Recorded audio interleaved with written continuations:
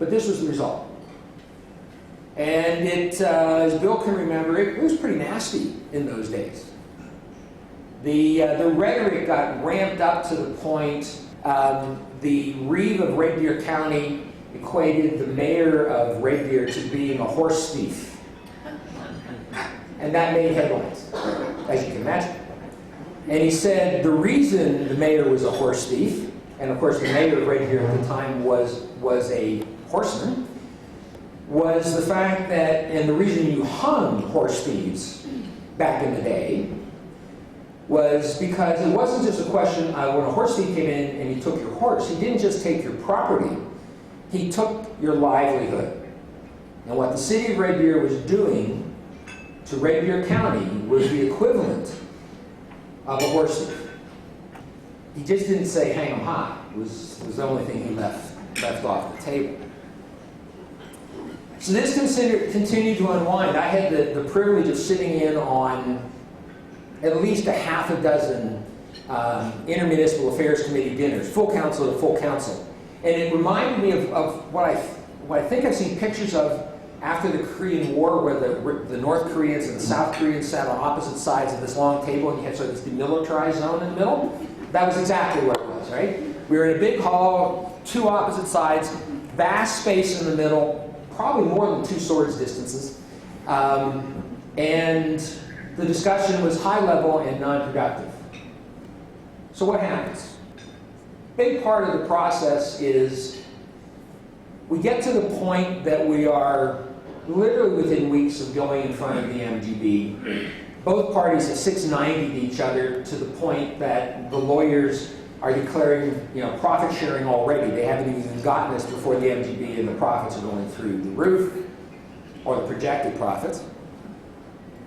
There had been a change in administration at the city, and the acting manager, in a move of desperation, and because she was, her full-time job was the director of social services at the city, she came cap in hand with her bodyguards and proteges to the county. It was very, very brave of her to venture into the county offices. And she asked the assembled group on our side of the county, isn't there anything that we can do to stop this from going forward to the MGB? And I responded, we can write a new IDP. And her planning staff said, no, that's going to take way too long. It's going to take 2 years. It's going to take 3. It's never going to happen. Can't do it. We're going to the MGB in weeks, and you're talking about an IDP. So I said, we can do it in 4 months. No, you can't. I said, yeah, you can. So how do we do that? Well, first of all, you're going to have to come up with a process that is different than anything else that's been used. And this is where I would insert the much used and abused quote from Albert Einstein to doing the same thing over and over again is insanity, right? If you expect a different result, it's insanity. One of our biggest challenges in this province in intermunicipal disputes is we're doing the same thing over and over again, and we're getting exactly the same results we've always gotten, and we can't figure out why. So we invented the process. This is it in summary. This process led to a draft agreement. Planners and council debated the agreement, and then we issued a specific IDP was developed to address it. So let's take a look at that. You can't read the black print on here, but this is the starting date is February 13th and 14th, 2007. The end date, formal public consultation and public hearing, is July 5th, 2007. In 4 months, we took a 2-year task that I don't think could have been done in 2 years in the old way, and we did it in 4 months. So, what were the keys to doing this? Well, first of all, we ended emails. Emails ceased to exist as a form of legitimate communication with respect to an IDP. We communicated face-to-face and with hand-delivered documents if we had something we wanted somebody to read. If you didn't get it from somebody by hand, you didn't get it. It wasn't there. There's nothing to it. But the key to that face-to-face communication is trust and relationship. What had happened over time was that we had moved away as two municipalities who had worked very collaboratively together over the years, and we had had our disputes. We got to the point that we no longer knew each other as individuals, and we knew each other by titles and by email addresses. And I'm sorry. There is nothing in that digital referral process that builds relationship or trust that I've been able to find in all my years of practice that I've been using it. In fact, it's probably the biggest single way of creating distrust is sending a briefly worded email that is directly to the point that you know is going to offend someone down the line because it's going to be retweeted or forwarded 16 times. The second step is you've got to clear the air. One of the things that I find happens, and I've done some IDPs since I've left the town of High River, but one of the things I found both with that before and after is that there's a whole bunch of myth surrounding the politicians. Most of the fights that I've seen in IDPs are political standoffs, but at times that political attitude drifts down to staff. And that's what had happened to Red Deer City and Red Deer County. It had gotten to the point that not only didn't we know each other, we didn't like each other. And I think at times we probably were close to violating our code of conduct in terms of saying things about each other that were not true.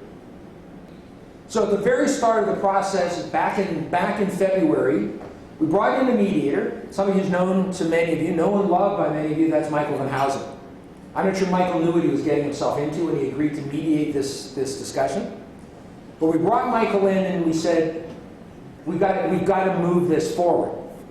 And he said, you've got to clear the air.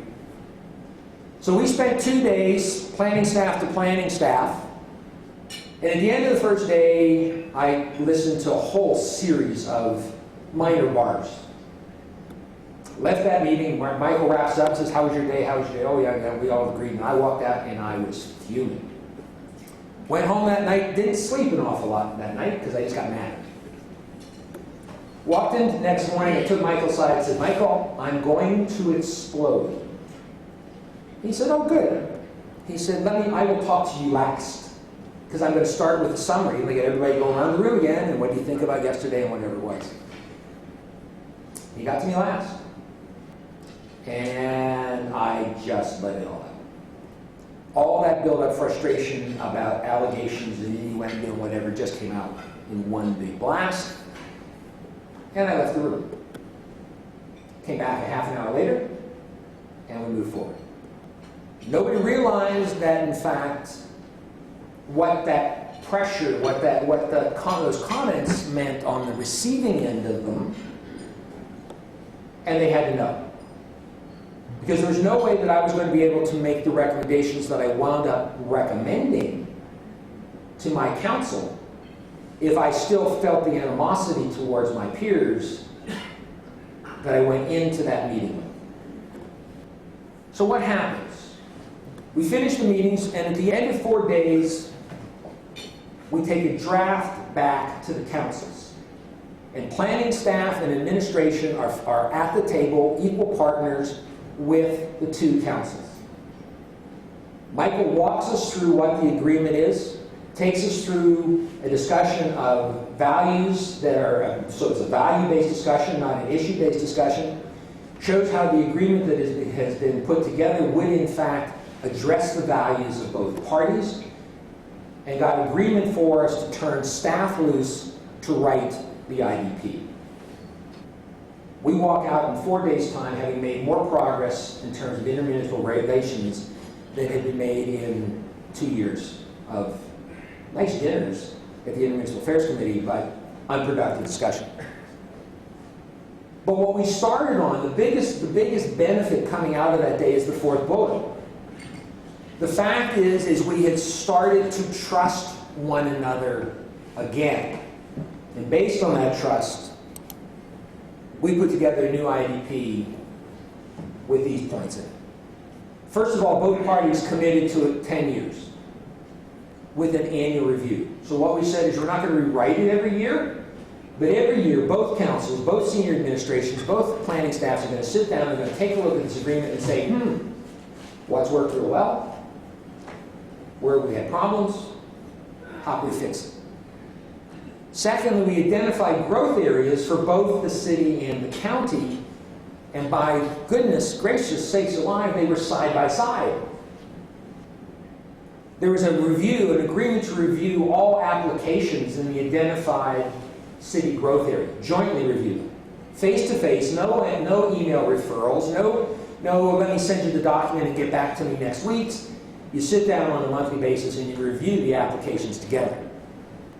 Joint ASPs, projects, and studies were identified that would benefit both parties, and both councils agreed to jointly participate in those ASPs, studies, and projects. The dispute resolution process we put together had a maximum 75 days to completion. So nobody, no developer, no applicant that caused any kind of a dispute was left hanging for a year or 2 or 6 or 12 or until 690s got in front of the MGB. You had 75 days to resolve. Both parties agreed. And the county offered the town, or offered the city, 100 years of uncontested annexation. Forget 300,000 people. I believe it was about 250 quarter sections is what the county offered to the city of Red Deer, uncontested. Take it all at one time, take it in 5 chunks. We thought perhaps they would take it within the first 10 years. But the reality was, as we took a look at it and said, and my argument to my council was, why am I spending county staff time fighting applicants who want to beat the city's annexation so they can put their development in at lower standards that the county has, because 90% of the time we're talking about rural development instead of urban development, and they just want to get in first. Why would I do that? That is, why would you do that if you're out in a distant area? Why would you want your taxpayers' dollars used when 90% of my staff time is used fighting development right around the city of Red Deer? Doesn't make any sense. So this was the IDP map that evolved. The area in blue is the future annexation for the city of Red Deer. The area in pink are the defined boundaries of future hamlet development for Red Deer County. Red Deer County committed to the fact that those boundaries would be hard and not penetrable. We're not looking at growing past those pink boundaries. That was the limit of growth in those areas. If there was more development that was needed to take place in those areas, it was either densification or it was create a new hamlet in some other location. But for these purposes, that's what we identified. Within the blue area, we actually talked about the devolution of development authority in the area in the county in blue to the city of Red Deer. Again, because it was still in Red Deer County, we would have to council any amendments to bylaws would have to be done, but the development authority could be, we're looking at actually devolving the development authority to the city, because again, my case was, why do I want to involve my staff in approving and reviewing development applications that relate to the future development of the city of Red Deer? I don't want to do that. I've got a huge county that I've got to address. Much better off figuring out how to save Silver Lake. Much better off figuring out how to deal with the flooding that could come out with the Dixon Dam. Much better to deal with a whole variety of rural issues than spending 90% of my staff time dealing with issues right around the city of Red Deer. And council agreed. So this resulted in monthly reviews, monthly committee meetings. At a minimum, got together to review applications. Servicing initiatives were coordinated. It got so silly during the fight period. There was a contract that the county had with the city to supply water to Gasoline Alley.